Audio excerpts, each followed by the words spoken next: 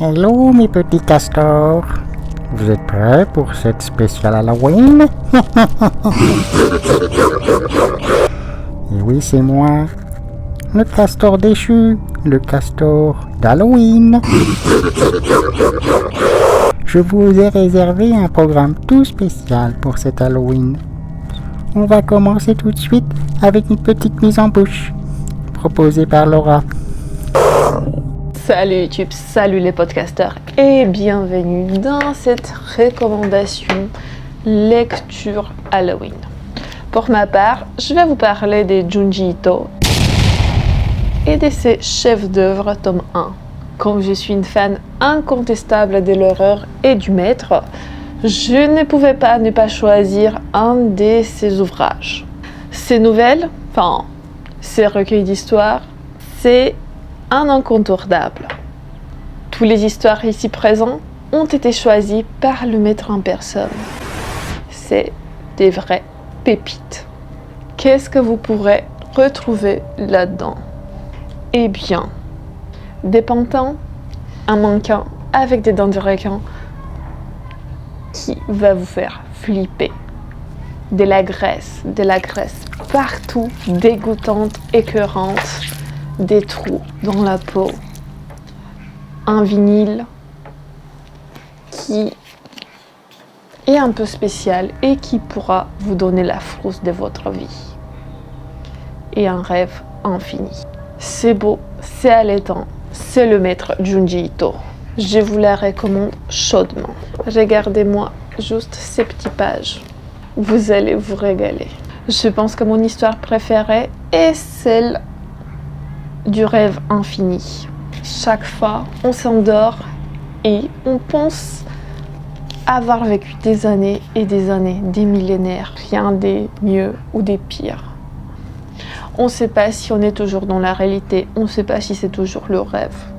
Ensuite, il y a aussi une autre histoire que j'ai vraiment bien adorée, c'est celle du vinyle.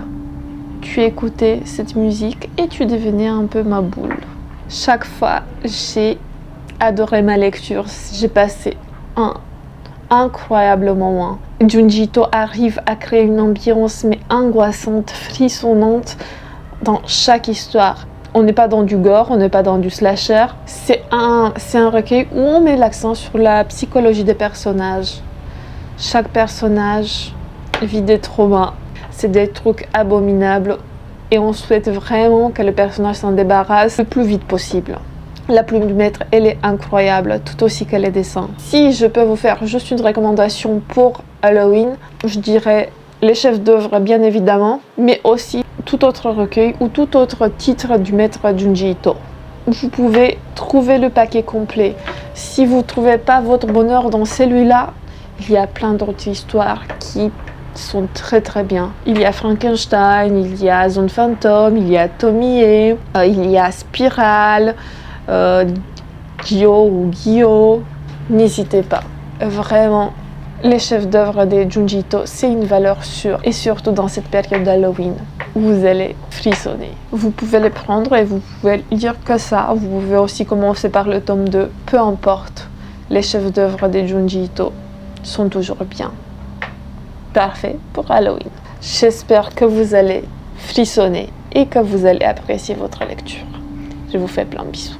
Ciao. Pas mal du tout ce petit Junji Ito. Qu'est-ce que vous en pensez? On va enchaîner maintenant avec une histoire d'un petit village au Japon. Allez, c'est parti. Hello.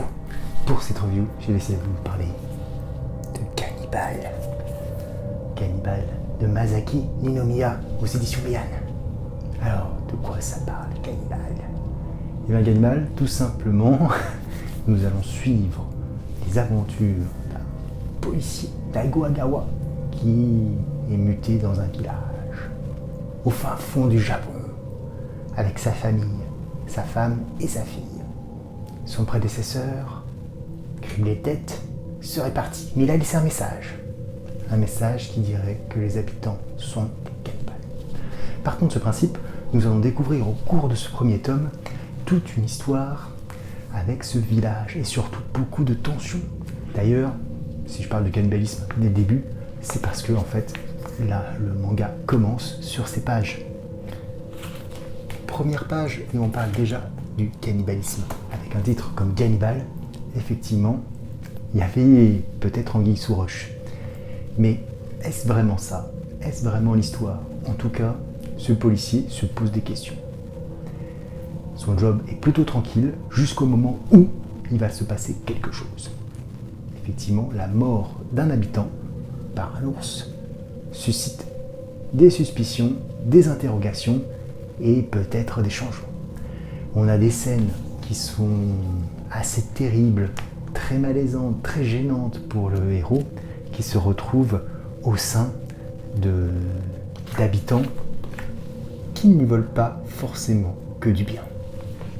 Des villageois qui vivent selon leurs propres règles, la règle du camp Goto.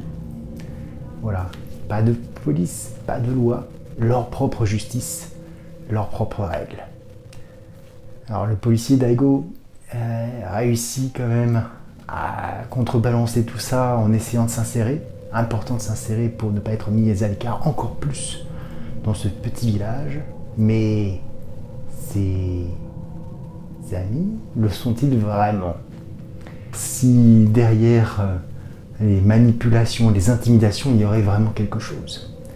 On est plongé, alors peut-être que le manga, à mon avis, ne reste pas assez dans le mystérieux, ou pas. Néanmoins, on a une ambiance oppressante qui est dégagée tout au long de ce manga. Avec ce policier dont on suit, on lui dit « laisse tomber », etc. Il y a des vidéos qui circulent sur son prédécesseur, il y a des mots qui sont écrits. Et puis cette phrase, les habitants sont cannibales. Qu'est-ce que ça veut dire? Qu'est-ce qu'il en est? Est-ce que c'est possible au Japon moderne d'être cannibale? Est-ce que la société peut tolérer ce genre de comportement? Est-ce que c'est possible? Un thème qu'on peut voir dans certains films d'horreur. Et donc on suit ce personnage, sa femme qui a priori s'occupe de sa petite fille qui a l'air traumatisée, un traumatisme qu'on ne connaît pas. Et le point fort du manga, en tout cas sur ce premier tome, c'est vraiment l'ambiance oppressante. Ça, je me suis senti vraiment pas bien. Parce que l'identification avec le personnage, effectivement, cet étranger au sein d'une communauté, on le ressent de plein fouet, puisque forcément, nous, on lit le manga, et donc on est un peu l'étranger au sein des autres personnages. Et on n'est pas bien à la lecture, on n'est pas bien, il y a quelque chose, on ne sait pas exactement ce qu'il en est. Et cette histoire d'ours, cette battue de l'ours qui aurait tué la grand-mère, fait froid dans le dos, véritablement. En tout cas, il est clair que certains développements sont à prévoir. Il me semble que la série se termine en 10 ou 11 tomes. Je me demande d'ailleurs ce que va pouvoir faire l'auteur sur cette longueur, vu comment ça se passe au cours de ce premier tome, et ce qui se passe comme cliff de fin surtout. Un cliff de fin qui donne envie de les voir à la suite. Et quelle suite peut-il y avoir pour ce personnage? Bonne question. Voilà. Donc je ne pourrais que vous conseiller, c'est vraiment une bonne lecture d'Halloween, horrifique. On se retrouve vraiment dans un des meilleurs films d'horreur qu'on a pu voir, retranscrit format papier. Sur ce, je vous dis à très bientôt. Ah, j'aurais dû noter l'adresse de ce village. Je crois que c'est le village de Kugé ou Kuré. Il faudrait que je demande à Julien, il a oublié de le préciser. J'irais bien passer mes vacances là-bas. Les gens ont l'air très sympathiques. Maintenant, si on se lançait sur ce plot. Allez, Red Club, montre-nous. Bonjour à toutes, bonjour à tous. Aujourd'hui, on va parler de The Plot. C'est édité chez iComics. Alors, au scénario, on a Tim Daniels. On a aussi au scénario Michael Moretti et au dessin Joshua Hickton. Voilà un petit peu. C'est une histoire en 2 tomes. Le premier tome, et c'est pourquoi j'en fais un petit peu la promotion, en 2 tomes, 8 épisodes américains, répartis en 2 tomes. Et donc, alors, The Plot, qu'est-ce que ça raconte? Là, on est dans un récit horrifique. Nous avons un mari et sa femme qui sont assassinés de la famille Blaine. Et donc, ils ont 2 enfants. suite à ce meurtre, à cette mort en tout cas, leurs enfants, Mackenzie et Zach, sont envoyés chez leur oncle, Chale, qui décide de les, donc forcément de les recueillir, de devenir leur tuteur et de retourner habiter dans le manoir de la famille qui est au bord de marécage dans une cité qui s'appelle Cap Augusta. Et forcément, cette bâtisse, on est dans un récit d'horreur, de peur, d'angoisse. Bien, vous vous rendez bien compte que cette maison qu'on retrouve, hop, je retourne, on l'a ici si on retourne la couverture. D'ailleurs c'est le cas sur les deux. Ici on a toute la petite famille sur cette couverture. J'adore celle-ci, les teintes, etc. Celle-ci est très sympa, mais j'adore les teintes de celle-ci. Eh bien, ce manoir est lié à de grandes malédictions pour la famille Blaine, et ceci depuis déjà des décennies et des décennies. Voilà, puisque le premier tome s'appelle 1974, c'est là où se situe l'histoire principale, et puis le tome 2 s'appelle 1674, et bien c'est les débuts de la malédiction pour la famille Blaine. Voilà un petit peu. Au niveau du dessin, moi je trouve que ça colle à l'ambiance horrifique. Il faut aimer, je sais qu'il faut aimer ce type de dessin. Moi je trouve que, encore une fois, quand ça sert le propos, quand c'est dans le bon ton pour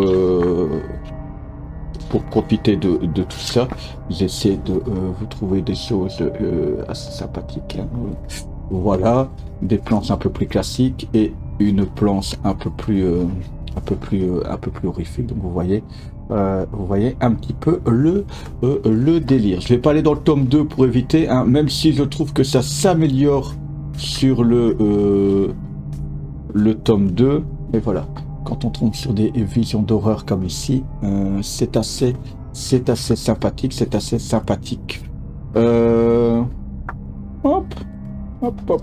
Voilà, au niveau du dessin, je ne vais pas vous en montrer plus parce que forcément en 2 tomes, Wiz épisode US, on peut facilement spoiler l'affaire. Qu'est-ce que ça vaut? Moi je trouve ça excellent. On est dans des ambiances thaïlandiles, non, quoique de temps en temps, on est dans une ambiance, je ne sais pas si sur Netflix, si pas, allez voir cette série, c'est vraiment excellent. Il y a 2 saisons et à chaque fois c'est une seule histoire, c'est les Outing of, le premier c'est Outing of Hill House. Hill House, c'est le manoir dans lequel il se passe tout ça. Et le deuxième, c'est Outing of, et il y a un autre nom du lieu un peu hanté. Mais on est dans ces ambiances de maison où il y a eu une tragédie, et donc il y a des fantômes, il y a des esprits, il y a des visions qui apparaissent aux nouveaux habitants, des choses très imagées, très particulières. Où on ne sait plus où est la réalité ou pas, des gens qui ont l'air de partir complètement en transe parce qu'ils sont en train de vivre des choses, des voix qu'on entend. On est dans ce type d'ambiance là, très claustrophobe, très basé sur l'ambiance. Alors j'entendais que sur le récit, le tome 2 a moins plu à certaines personnes. Mais je pense que simplement c'est ce type d'histoire où, soyons clairs, moi je vais relire pour voir s'il y a des choses qui me sont passées ou je suis passé à côté, mais on va pas avoir toutes les clés en main, et on n'aura pas toutes les clés à la fin. Il y en a qui ont été déçus à la fin, disons clairement en disant c'est juste. Ben moi je suis pas persuadé que ce soit juste. J'ai bien l'impression qu'on est dans ces récits où on n'a pas toutes les clés, on a beaucoup d'inconnus, il y a des choses qui vont rester inconnues et inexpliquées jusqu'à la fin, mais pour moi ça fait partie de l'horreur et de l'angoisse. Dès le moment où on sait, où on nous explique ce qui se passe, je trouve que le soufflet retombe. Et là pour moi ça a l'intelligence de ne pas expliquer tout. On explique des éléments de passé, de comment cette cette angoisse, comment cette tragédie, comment ces hallucinations se sont passées chez les autres. Mais voilà, et encore une fois, c'est des hallucinations, ils sont tarés, ou il y a réellement des esprits, ou et voilà, il y a un petit peu un flou volontaire, et je pense qu'il est nécessaire. On raconte des événements qui s'est passé à toute une famille à travers des générations, sans réellement expliquer le vrai pourquoi. On vous montre des points de départ de à quel moment la malédiction s'est réveillée pour la famille.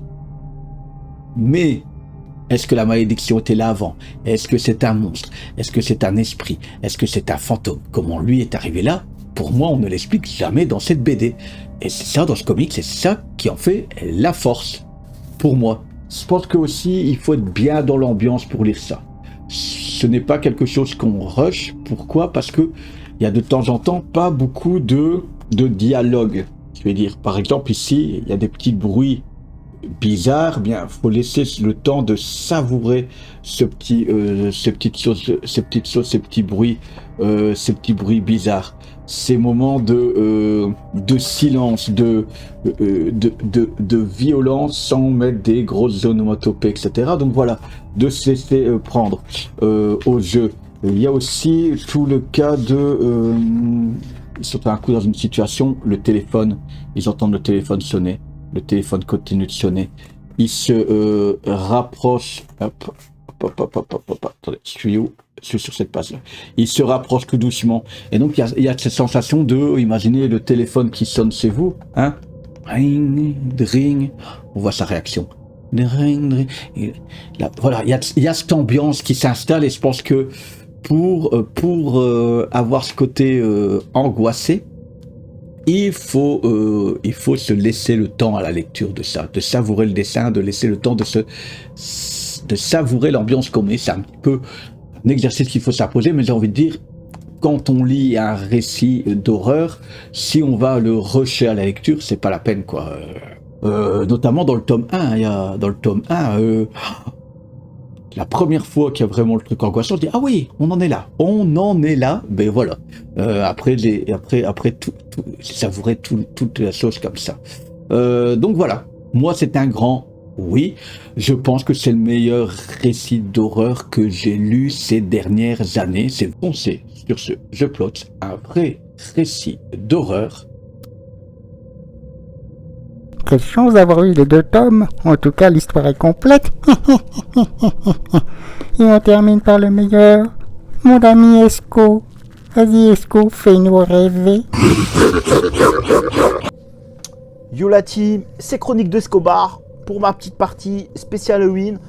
Aujourd'hui, je vais vous parler des Montagnes Hallucinées en 2 tomes édités chez Kiyun. Une adaptation de Gutanabe. Donc comme je vous dis, c'est édité chez Kiyun. Graphiquement, je vais vous montrer des dessins juste ici. Ils sont magnifiques, de malade mental, c'est un truc de ouf. Donc, les chefs-d'œuvre de Lovecraft, il y en a quelques titres, je sais plus combien il y en a, je crois qu'il y en a 5 de sortie. Et là, c'est un de mes titres préférés que je vous montre. Donc pour ce spécial Halloween, j'ai voulu venir déguisé, mais bon, voilà, vous avez vu ma tête, c'est comme si j'étais déjà déguisé. Donc les Montagnes Hallucinées, c'est une pure dinguerie. Je vais vous raconter le pitch. Donc là, on est en 1931. On part dans le sauvetage du professeur Lake qui a laissé son campement à l'abandon. On ne sait pas ce qui s'est passé, on ne sait rien du tout. Et là, c'est la base de l'histoire. Là, on rentre dans les profondeurs de l'horreur. Mais pas que de l'horreur visuelle, de l'horreur, on va dire, en côté atmosphère de l'histoire. Donc là, on est au début. Je vais vous montrer des dessins. Voilà, juste là, du début. C'est une pure dinguerie. Donc voilà, son équipe de scientifiques avait envoyé un message annonçant une découverte extraordinaire. Donc là, voilà, pitch de l'histoire. 1931, un professeur Lake a disparu. On trouve le campement et un message énigmatique. Et on est plongé dans l'horreur. Sur place, on trouve une atmosphère très particulière. Déjà, on est dans l'Antarctique. Et dans l'Antarctique, tout le monde sait qu'il y a des légendes de toutes parts, des vraies légendes. Et c'est ça qui est super sympa, j'allais dire, mais qui est super bien pour raconter des histoires. Moi, j'aime bien toutes les histoires qui sont dans l'Antarctique, parce qu'il y a trop de choses à raconter sur l'Antarctique, sur un continent, on peut dire ça, qu'on ne connaît pas du tout. Bon, maintenant qui évolue un petit peu maintenant avec tout ce qui est écologie. Mais là, on va revenir sur l'histoire. Et sur l'histoire, les amis, c'est une pure tuerie, parce que...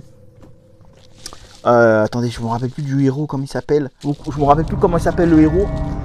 Mais il y a un personnage, voilà, qui va partir à la recherche. Et dès le début, on est dans l'ambiance.